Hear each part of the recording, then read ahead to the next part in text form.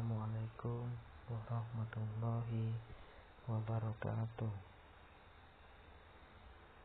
Baiklah, saya akan memperkenalkan diri saya. Nama saya Slamet Riyadi, NIM 8030180033. Dosen pembimbing Bapak Kurnia Budi, Eskom, Mkom.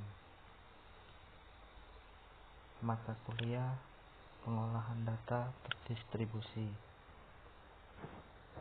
Baiknya, selanjutnya saya akan menjelaskan materi yang sudah saya rangkum.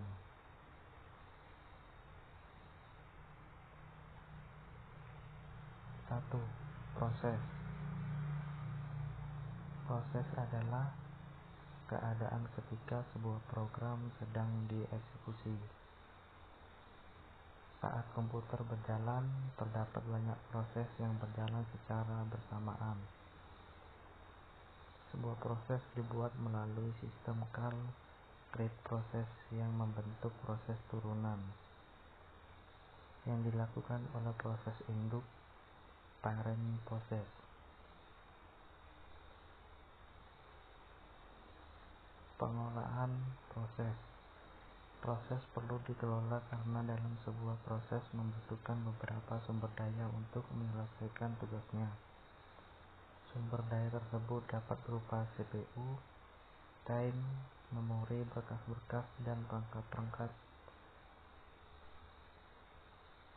Sistem operasi bertanggung jawab atas aktivitas-aktivitas yang berkaitan dengan manajemen proses seperti pembuatan dan penghapusan proses pengguna dan sistem proses, menunda atau melanjutkan proses, menyediakan mekanisme untuk melakukan sinkronisasi, menyediakan mekanisme untuk proses komunikasi, menyediakan mekanisme untuk penanganan deadlock. Sistem operasi terdistribusi. Sistem operasi terdistribusi adalah salah satu implementasi dari sistem terdistribusi di mana sekumpulan komputer dan prosesor yang heterogen terhubung dalam satu jaringan. Koleksi-koleksi dari objek-objek ini secara tertutup bekerja secara bersama-sama untuk melakukan suatu tugas atau jenis sistem operasi terdistribusi. A. Amoeba, B. Musik, C. Biomove, D. Angel, E. Souls. Manfaat sistem operasi terdistribusi. Sistem operasi terdistribusi memiliki manfaat dalam banyak sistem dan dunia komputasi yang luas. Manfaat-manfaat ini termasuk dalam sharing resource, waktu komputasi dan komunikasi. File service. File service adalah suatu perincian atau pelayanan dari file system yang ditawarkan pada komputer klien.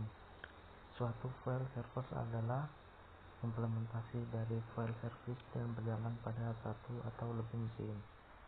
File itu sendiri berisi dari nama, data, dan atribut file seperti kepemilihan file, ukuran, waktu pembuatan file, dan hak akses.